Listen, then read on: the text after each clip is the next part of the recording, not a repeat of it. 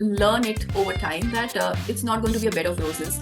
And I think when I talk to you about myself, how I had thought of, I think initially I felt that the multitasking, and I was a new mother, and I started, we started building Media Mantra. I realized that I was literally kind of some days feeling that guilt trip as a mother. That in Australia, I was extensively doing communication in different media platforms. I was working in a radio station. I was writing for a magazine.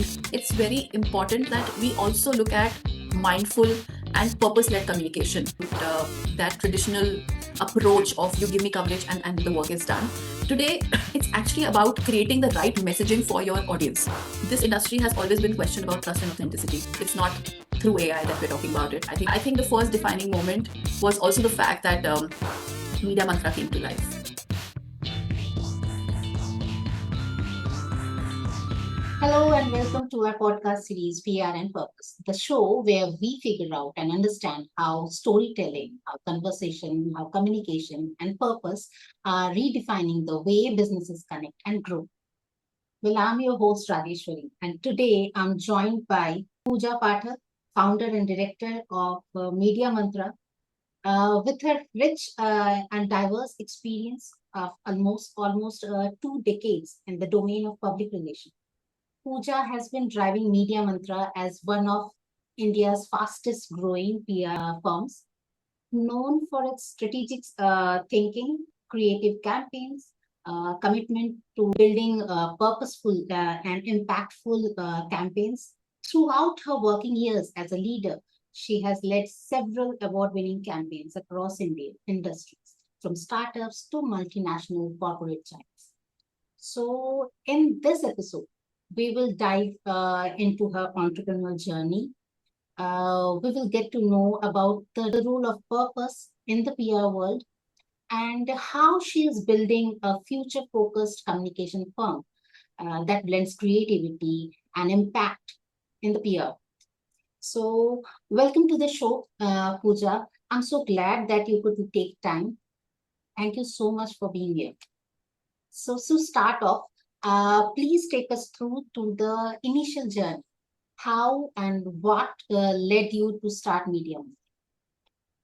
I think first of all, being on the other lens and kind of, narrating your own story today, I think it kind of feels very different. But I think these are the hardest stories that we have to tell. Day in, day out, we are creating and, shaping narratives for many clients and brands. But when it's our time to share our story, I think there's always it's a very emotional journey for us. And I always feel that it's something that's so close to our heart. So first of all, thank you for having me here and feeling that this journey does require a special mention and does require a narrative that everybody wants to hear. So I think I'm very happy and grateful that I could be a part of this. So coming to your question, that what made us start Media Mantra? So Media Mantra is a brainchild of not just me but also Udit, who's my husband, and he was the one who was highly passionate about starting Media Mantra. And as luck would have it, that I was both a personal companion and a professional companion. So I thought that what better way than to kind of, really help him set up his vision, which was to start a company. And when we were blessed with our first child, that's when Media Mantra was born. And it was, I think, this is a story and this is a dream of a passion of, two people wanting to do something. And I think it's totally driven by passion, driven by honest commitment towards work. And, and I think that's the only way that Media Mantra was born. And till date, I'm happy that we stand by that. And it's the passion and the fire with what we started Media Mantra. It still runs completely the same way even after 13 years. So I think that's why Media Mantra. Could you share some initial challenges and what the vision and what were the challenges initially? Um, I think, when you start something and when you set out to start something, you definitely I think learn it over time that it's not going to be a bed of roses. And I think my initial, when I talk to you about myself, how I had thought of, I think initially I felt that the multitasking, and I was a new mother, and I started, we started building Media Mantra. I realized that I was literally kind of some days feeling that guilt trip as a mother. That what am I doing? Is that really how I want to balance the scales all the time?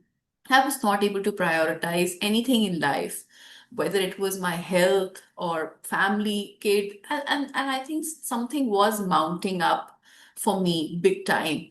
And so I think that was my initial challenge, and I'm so glad that it just took a few months for me to realize that. And it didn't, probably set it for a very long time, many years. Like people struggle for so many years like that. I think it was just a matter of few months for me that I realized that no, this is not how it actually works. Uh, it's not always 100% that you probably want to strike in life. Even 80 is a new 100. So I think that's my mantra that time. It kept changing, but I still stick by that. And any person who's a new mother or who's trying to balance the scales as a working mom, I always say that 70 is also a new 100. It's just all in your mind. That's correct. Okay, so why a PR firm? Have you had any connection to PR world initially?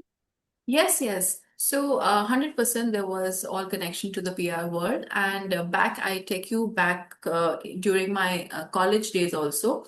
I was somebody who was very passionate for writing as well as speaking. I think these were my two core areas. And in college, for the first time, I got to know about public relations, that there's a course like that that exists, and there is a field that opens up. So I did work in a PR agency for a very brief time in the initial after my college time. And that was for 1.5, 2 years. After that, I was very clear that I want to do my master's, and that also from Australia. So I head out to doing my master's and also working there. And as luck would have it, that in Australia, I was extensively doing communication in different media platforms. I was working in a radio station.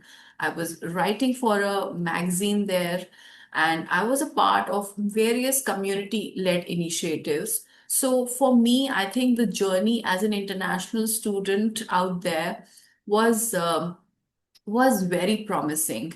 And I think if I were to set up or think for it myself, that how I want to think of an international student's life, I think I wouldn't have thought of the life that I actually led in Australia. So I think that was completely the most promising phase of my life.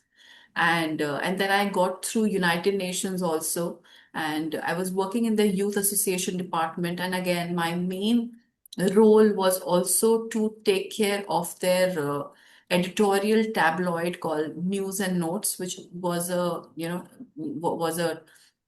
monthly tabloid that was run. And I used to take part of that, and it was a voluntary work, but completely just to get there. And I was the first Indian in the youth association to be a part of that. So it was, yeah, it was completely, I think, the best moment of my life. So, talking about purpose, what according to you is purpose-driven PR, and why it is important in today's environment? So, when you are actually in a field that communication is important, it's very important that we also look at mindful and purpose-led communication, because there's enough and more chatter about mindless communication and not important communication. And I think there's enough out there. But the fact is that you are in a field that shapes up narratives. And it's very important to really know that how do you build in shaping a narrative. So why is this industry so important? because everything that you set out to from a business perspective, everything requires a right communication, whether it is your internal stakeholders or your external stakeholders. Everything needs an order of communication. And most of the times, the the wrong or the incorrect episodes of our life also happen because of the incorrect communication. You look at any relationship, personally as well as professionally, the problem is always of communication. So if you put that in perspective, then half the things are actually sorted. Then the objective is absolutely met. So in, I think, any curriculum of life, following a right communication path is very important. Okay, speaking about that, can you share an example of a campaign or probably a project that you might have done in the past uh, that has purpose in their heart for a brand or something? Every campaign, I think every client, every campaign, every client that comes on board has an objective in mind. It's up to us to kind of understand that what is the objective that they are wanting to do. So many clients of ours, so many brands of ours were trying, everybody comes with an objective, right? And we as storytellers and story weavers are only trying to give that entire objective a wing. You look at our campaigns, whether it's in hospitality, whether it is in healthcare, whether it is in technology. Every time we have our industry events, and in that, our entire industry focuses on showcasing the campaigns. And and a lot of our campaigns have actually won awards in all these PR led programs, and details of everything is on our website, on our social media handles, along with the name of the campaign. So it's like, it is in totality that how we are actually trying to create that award winning streak, not just for these platforms, but also it's a good feel good factor for the team and for us internally, that what we thought of, we've actually put the entire focus on that and really made it award winning today. So I think the intention is always to create that magic impact. That's what it is. Great. All right. So PR landscape has changed or evolving, and say, um, what are the tremendous change that you have seen, you have witnessed over the last 5 years? So I think it is no more about just coverage focus, which is a very good thing. It's not just about that traditional approach of you give me coverage and the work is done. Today, it's actually about creating the right messaging for your audience. It's actually about creating that impact. What is it that you want to today reach out to? The first leg of communication is with the journalist, right? What is it that they want to first do the story on, understanding what kind of stories they are working on. It has to actually start from that level, and then even educating the client, having that honest conversation with the client that, see, this is completely promotional and this is something which does deserve a special mention in the media. So, creating that value system for the media messaging is very important, and it cannot just be coverage driven. It has to be in totality. What is the narrative of the messaging that you want to do? What is the business objective you have in mind? And today, that's the reason why the role of a communication specialist today comes from a boardroom. It does not come after 2 years of operations. It comes right at the day one or maybe prior to that. They want to know from the communication specialist that what is it that we go out to the market with, whether it's an internal stakeholder management communication or external.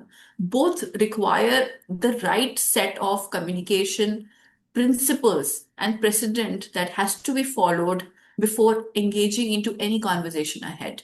And these are times that are very sensitive times with information overload. People Sometimes, you look at one wrong communication can actually, it's just a matter of a troll away. People can get into such a bad social media activity or anything like that. The patient levels of people have actually gone down. So nobody has the patience, right? Everybody wants everything just right appropriately. But for appropriate communication, you have to do more streamlined working of communication behind the scenes. So I think that's how the role has completely become so important and so invaluable. Speaking about roles, now it has evolved, the communication and PR agency has evolved to AI also. Yes. How has AI changed the narratives, or probably I must say, how it has changed brands' perspective, and what is the authenticity and trust factor in brands' perspective? So, AI is a very essential tool, and it will only and only help us bring our working styles to a higher productivity level. But the fact is, with AI, the best part is that people who are intelligent enough or are operating from they are themselves using their mind enough. For them, it's a tool, and they will further enhance their own productivity levels. But for people who rely on that as their only necessity and feel that no skilling up is needed at their end, for them it's a very dark spot ahead. So if anyone wants to really level up, then they should work on themselves, really upscale it, and at the same time understand how can they effectively use AI, because AI is only there to help us, and we are in a communication industry that always needs a human intervention. Without any human emotion, the communication itself doesn't work. So that means that we need humans to make that communication more better, more efficient, more relatable, and more empathetic. So those things AI cannot bring. So they can give you the best of the campaign plans, ideas, this and that, and all that stuff they can give you. But what they can't give you is that connect with the audience. So great tool, but one should know how to use it. So, do you think AI and authenticity can be maintained with these tools? See, I think Rajeshwari, trust and authenticity, this industry has always been questioned about trust and authenticity. It's not through AI that we're talking about it. I think we always and always discuss about trust, authenticity, transparency, the right reporting. This has always been the foundation of our industry, and we thrive on that. If we maintain those foundational values well intact, the road ahead looks pretty bright. And if we try and make it more forged, false, fake, then it will eventually lead to a completely unknown territory for all of us. All right. Coming back to campaigns, what is the role of data and analytics in planning a campaign today? Highly important, and a must to be done in every activity, because data today we are actively talking about measurability. We are actively talking about how can we make data accurate, and we can talk in that language with the client. And today client is also highly intelligent. He also talks numbers to you. I think that's the best way. The best part about data and efficiency calculation is that everything is right in front of us, because we are already creating something so intangible. How you create reputation is already so intangible. Data is such a helping factor for all of us to exactly know where are we all heading towards in the role of a campaign designing, and what is it that we need to further do to ensure the impact comes, because ultimately this is a storytelling for impact.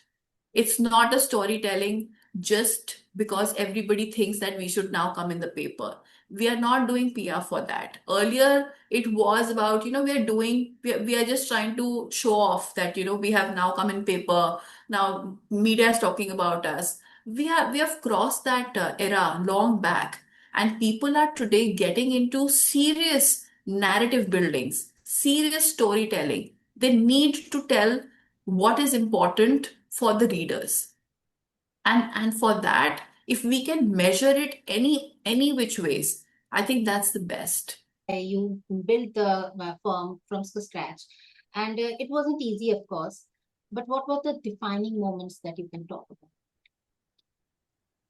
For me as a person, it always starts with the smallest steps that you first start taking. I think the first defining moment was also the fact that Media Mantra came to life. So I think that was the first defining moment for me, to believe that it's actually there now. So I think that's the first thing.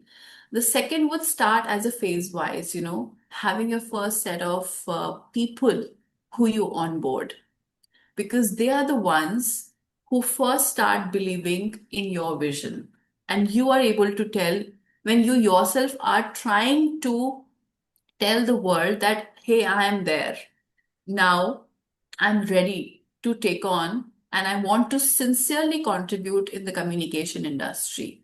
So you come with me in that boat, and let's shape that vision together. So, and the first few you who come to you and say, okay, fine, we are ready to support you in your journey, I think that becomes a defining moment. Then, of course, there are a lot of phases: the onboarding of the first client, and celebrating that first annual day together, and so on, so on, so on. Then you start building, building, building, building, building. And, then you suddenly come on the 10th anniversary for you, and then you feel so nostalgic about it that, oh my God, that's the journey you have covered.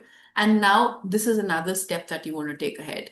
And in the recent times, I think the defining moment was that we started, we opened the doors to our global initiative, and we have taken Media Mantra to Dubai now. So it's an international expansion for the organization, and that again, after 13 years, this does become a defining moment. And the values remain the same, the founder base remains the same, but yes, we have a strong team now, we have more experience, we better now know how to face the challenges head on. So a lot of things that we've learned on the job, and and then this becomes the defining moment for us. What is your presence as of now, Media Mantra's presence? So pan India, we cater to everything, but of course, dedicated offices being in Mumbai, Hyderabad, Bangalore, Gurgaon, and now Dubai. Ah, correct. What has been your most difficult leadership decision that you have taken? Um, there are few things which seem very great from outside, but yes, it does become difficult. I think the first one would be to always be fair, and to be able to create that fairness in your judgment all the time. There are so many decisions that you have to take, sometimes between harder, hardest, and I don't know what do you call ahead. So, to decide between harder and hardest is absolutely very hard. So again, to be able to have to be able to take that decision with a stability of mind, I think these are tough calls that you have to take. Second would be that even people at the leadership levels, even they have emotional burnout and breakout. Even they feel the pressure. Even they feel that sometimes they also need a break. Even they are not able to handle and cope up with the pressure. But at the same time, just because they are the founders, they have to take it up. They have to come back next day with that smile again and say, today is a fresh start. I think that that's another hard call. Third would be as a working mother. Sometimes there are different struggles and real-time struggles. I think everybody who's in that same genre of life will be able to relate to me. That sometimes you feel that your child has his half yearly exam the next day, and you're in office managing a crisis. So, these are tough calls. What needs priority? And at the same time, the answer is both. How can you kind of, think one needs more and the other needs less? But at the same time, you have to navigate through life like that. So I think these are real-time tough calls that, you have to constantly keep taking. But yes, I think the only grace to handle such tough times is that you know how you can make yourself more stable in life, and you know how to handle yourself. I think if you manage that part of it well, the rest, everything you can manage. Always be in a positive spiral of mind. That's the best way to deal with life. Relating to that, you have started, though you have started your firm with your husband, but as a woman, have you, you just spoke about your child's having half yearly exams. Uh, any other challenges that you have faced, or the narratives different for you? Constantly. There's not even, I think, very few times that I would say it's not like that. It's always like that. You're constantly being, judged for something or the other. You're constantly being evaluated. Everything is there. But I feel the better part about my way of looking at life is that I'm not judging. And the only way to deal with with sanity is that, again, you manage your scales of balance well in life, and rest everything else falls in place. And the second thing is that how honestly and with integrity you lead your life, it eventually will show up in ways that you never imagine. And the last thing which is important is, it's always important to practice something which is beyond what you are currently doing, whether it is spirituality, whether it is devotion, or it is anything, meditation, anything which is operating at a different higher realm than what we are doing. It's always going to give you more strength and courage. Talking to people can give you can feel better, but eventually the strength has to come from up there. So it's important that you activate those portals of your life for real strength purpose, then look out for avenues to seek other ways of strength. So I think once you open those portals of life, you kind of manage everything. I was about to ask you about the aspects that you do to maintain your physical and mental well-being while managing the PR firm. So spirituality is one of them, I guess. What are other things that you do regularly? Uh, have a set of your tribe who you can go up to at any point of time, and they will always and always be there for you. Have your family as your greatest support, because they are the best brand ambassadors for you. Because when you don't realize your strength, they show you the mirror and they tell you who you are. So I think that's another thing. Really find activities to keep yourself really busy and diverted.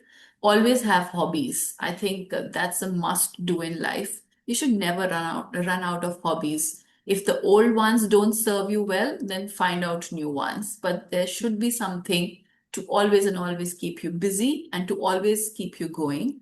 And of course, kids. How can they not be the best stress busters of our life? Though some stress also comes from them, but I think they're the best ones. It's always so great talking to kids, and their perspective of life, their innocent perspectives of life really makes you feel like, really, is this really a problem also? And I think next day again, show up with your chin up. I think that's the way to deal with life. You can't take it so seriously. You have to take your role seriously, but life has to be the way it is. So I think that's the way to deal with it. Next day does come with new opportunities. What is your hobby that you indulge in your stress So times? I enjoy going for walks all by myself. I enjoy listening to music. I like going for swimming. I enjoy reading books. So these are some distractions. Or if nothing happens, then call those two, three people and meet them over coffee. And that's the best, and talk about something very different in life and something very encouraging. And if nothing happens, then pack up your bags and go for a holiday. Okay, one good advice for the listeners, entrepreneurs or students maybe, who are crafting how to craft a narrative that is building a brand. Uh, there are two, three things that I want to say on that. First is that take your career very seriously. If you are serious about your career, everybody will take that seriously for you. So it's very important that you first honor the career that you have. The second thing is that if you have to work hard and you are achieving something great in life, then don't take it as a struggle. You really have to put in that extra hours because you are still in that position of life that you know where you're investing your time in. Make work your best worship. And I think, and I swear by this concept that you have to really honor it in a completely different dimension of life. You really have to respect it. um, the fourth would be, if you are somebody who's wanting to be in the communication industry, then reading, writing, networking, communicating are your go-to things in life. The most basic ones, but highly crucial and highly recommended aspects of it. The curiosity to learn should always be high for anyone and everyone. And the last is that you must work with so much passion that eventually it all comes down to the work that you're doing, and everybody can see it. People who are very passionate in life, they are oriented very differently. So it's very important that hard work, passion should be in your life as your consistent ways. And the last is, no matter what, show up. Good day, show up. Bad day, show up. Whatever the day is, show up, because that's the only way that and keep working. That's it. You really have to do that. There are no time to go in a shell, to feel a certain way, um, get into a mental fatigue, and any kind of a mental health issue. It's not worth anything. The best part is to keep yourself so distracted in life that you're able to actually give the best results. All right. So, how should startups with limited budgets think about visibility? I think it's not about startups or anything else. I think it's more about messaging. What does your brand want to communicate? That's more important. The brand messaging has to be stronger. Rest, everything falls in place. Whether it is budget issue can be today. It can be for 2 months, 3 months, or 1 year. But after that, if you exactly know the vision for the brand, and if your messaging is right and it's all supporting you fine, then everything scales up. There are so many brands that we worked with and are working with. Uh, they have what they started with, and today what they have become, it's a completely different change. It's a 360-degree change for them. But yes, the things that they did right was, of course, focused heavily on strategic communication, which is very important. Exactly knowing your brand very well. Mostly people sometimes don't know what is it that they want to achieve from a PR exercise. So let me also help everyone decode that also a bit. So brands who kind of come and feel that they are coming for sales purpose, that I will do PR and so much sales will come, I will do PR and so many XYZ number of enrollments will come and this and that. That's absolutely a wrong spiral of intention also that you have for a communication strategy. So, the strategy should always be at a very uh, very strategic level. It should always be about how can the perception of the brand change. Once that changes, everything else will come. Your sales will come, your enrollments will come, your XYZ will come, everything will happen. The volumes that you're chasing, everything will come. But the perception and the reputation are main factors that are needed to drive the entire context of a brand. Once you make that mask well, then all the other stories kind of relate to it. Any particular time that you want to suggest? Suppose I'm a company, I want to do PR. What is the specific time that I should enroll to PR or connect with PR agencies? I think any time where you feel that now I cannot manage the communication, that's the time when the brand should reach out. And today, I'm not just talking about PR. Sometimes what we are doing internally, we fail to even um, make others know what we are doing. We ourselves don't know how to narrate our own stories, whether it is LinkedIn or Instagram, and so many other platforms are there.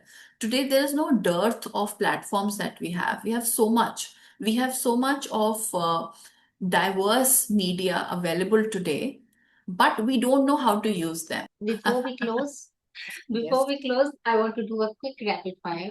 Just quick answers, one word answers will do, one sentence will do. Yeah, ready? Yeah. So when work feels overwhelming, what's your quick reset trick? Speak to a friend or One piece. go for a walk. Two things. Alright. Okay. One piece of advice you would give to your younger self. Prioritize your health. Great. Your go-to source for inspiration: book, podcast, or person? First, personal. Second, book or podcast. If you weren't in PR, what were the other role that had excited you? Education and NGO. What's harder, crafting your own story or client story? Own story. Always it's Uh, the own story. Thank you, Pooja, for reminding us that PR is not always about visibility. It's about trust and impact and telling stories, impactful stories. Thank you so much, Pooja. Thank you so much once again. Thank you so much for having me here. And to all our listeners, thank you for tuning in to PR and Purpose. Don't forget to like and share, and subscribe, and share it with someone who is battling their PR comms. I'm Rajeshwari, and this was PR and Purpose, a conversation with Pooja Pathak.